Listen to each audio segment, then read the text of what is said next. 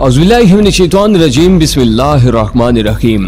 आज तक न्यूज के मुअज़्ज़ज़ दोस्तों, अस्सलामु अलैकुम। नाज़रीन मोहतरम, जिस तरह मौजूदा हालात चल रहे हैं, नई नई सोचें और नई नई बातें जन्म ले रही हैं, लेकिन इसी तनाजुर में जब मैंने मुतालिया करने की कोशिश की तो मेरी नजरों में ज़ैद हामिद का एक ऐसा कालम गुजरा कि उसने मेरे रोंगटे खड़े कर दिए। उन हकाइक से पर्दा उठाने की कोशिश करता हूँ ज़ैद हामिद की जुबानी, जिसे आप जानकर हैरान रह जाएंगे कि दुश्मन किस तरह की नई पॉलिसियों पर काम कर रहा है और किस तरह आने वाला वक्त पाकिस्तान के लिए और कश्मीरियों के लिए मुश्किल तरीन वक्त हो सकता है। मगर वो तमाम हकाइक बयान करने से पहले आप तमाम मुअज़्ज़ज़ दोस्तों का शुक्रिया अदा करते चले जो आज तक न्यूज को सब्सक्राइब कर चुके हैं, और साथ ही नए आने वाले मुअज़्ज़ज़ दोस्तों से इंतहाई मोदमाना इल्तमास करते हैं वो भी आज तक न्यूज को सब्सक्राइब कर लें ताकि आपको तमाम मालूमात पर मबनी वीडियोस मिलती रहे।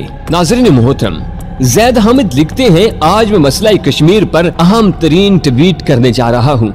ये हमारी कौम के लिए एक अज़ान मोमन भी है, हुक्मरानों के सामने कलमा हक भी और दुश्मनों के लिए मुजाहिद की ललकार भी। आलमी ताकतों ने कश्मीर को फरोख्त कर दिया है। भारत जो कुछ कर रहा है आलमी ताकतों की मर्जी से हो रहा है। बुनियादी तौर पर यह भारत, अमेरिका और इसराइल की साजिश है और इसमें चंद खलीजी ममालिक भी शामिल है। प्लान ये है कि भारत कश्मीर को अपने अंदर जम कर लेगा, जैसा कि उसने अब कर लिया है।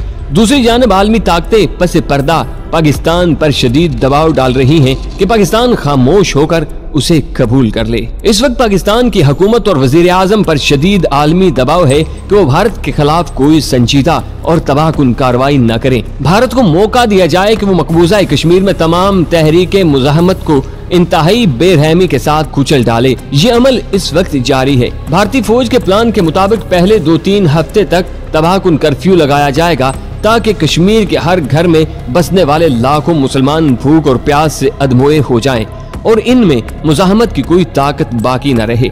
और फिर जब कर्फ्यू उठाया जाए तो बची खुची मुज़ाहमत को सख्ती से कुचल दिया जाएगा। भारतीय फौज का अंदाजा है कि उसे मकबूजा कश्मीर को मुकम्मल तौर पर काबू में लाने के लिए 50,000 से 1 लाख तक कश्मीरी मुसलमानों को कर्फ्यू उठने के बाद शहीद करना पड़ेगा। भारतीयों का ख्याल है कि सफाकाना कत्लेआम के बाद कि जिसका कोई नामो निशान बाहर की दुनिया के लिए नहीं छोड़ा जाएगा, कश्मीरी मुज़ाहमत मुकम्मल तौर पर दम तोड़ देगी। एक दफा जब कश्मीरी मुज़ाहमत मुकम्मल तौर पर दम तोड़ जाए तो मोदी के प्लान का दूसरा हिस्सा अमल में लाया जाएगा कि जिसके मुताबिक भारत आजाद कश्मीर पर भरपूर तौर पर हमला आवर होगा और आजाद कश्मीर के कई इलाकों पर काबिज हो जाएगा। अब ये मौका होगा कि जब आलमी ताकतें बीच में आकर मुसाहलत करवाने के लिए कूद पड़ेंगी। पाकिस्तान को मजबूर किया जाएगा कि आजाद कश्मीर के वो इलाके कि जिन पर भारत कब्जा कर चुका होगा वापस लेने के लिए पाकिस्तान लाइन ऑफ कंट्रोल को एक मुकम्मल आलमी सरहद के तौर पर कबूल कर ले। दूसरी जानब आलमी ताकतें पाकिस्तान को किसी भी किस्म की जवाबी कार्रवाई से रोकने की जिम्मेदार होंगी। जब मकबूजा कश्मीर में तहरीक मुज़ाहमत दम तोड़ चुकी होगी और आजाद कश्मीर के भी बड़े इलाकों पर भारत का कब्जा होगा और आलमी ताकतें पाकिस्तान को बैनुल अक़वामी सरहद के पार कोई बड़ी कार्रवाई करने से भी रोक रही होंगी, तो ऐसे में पाकिस्तान के पास और कोई चारा नहीं होगा कि बचे कुछ आजाद कश्मीर को लेकर ही चुप कर जाए। नाज़रीन गिरामी, यहाँ तक पहुँचने के बाद भारत कश्मीर से मुसलमानों के इनखला का सिलसिला शुरू कर देगा। लाखों की तादाद में हिंदू लाकर वादी में आबाद किए जाएंगे।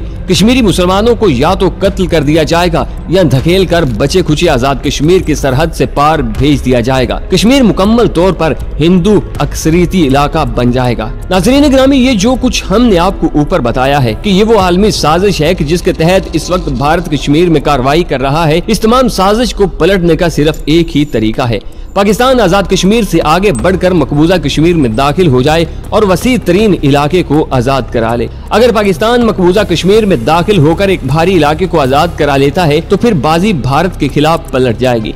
वादी के अंदर कश्मीर की तहरीक आजादी भी भड़क कर तूफान बन जाएगी और मोदी सरकार को जो जिल्लत और रुसवाई उठाना पड़ेगी वो पूरी भारतीय रियासत को हिला कर रख देगी।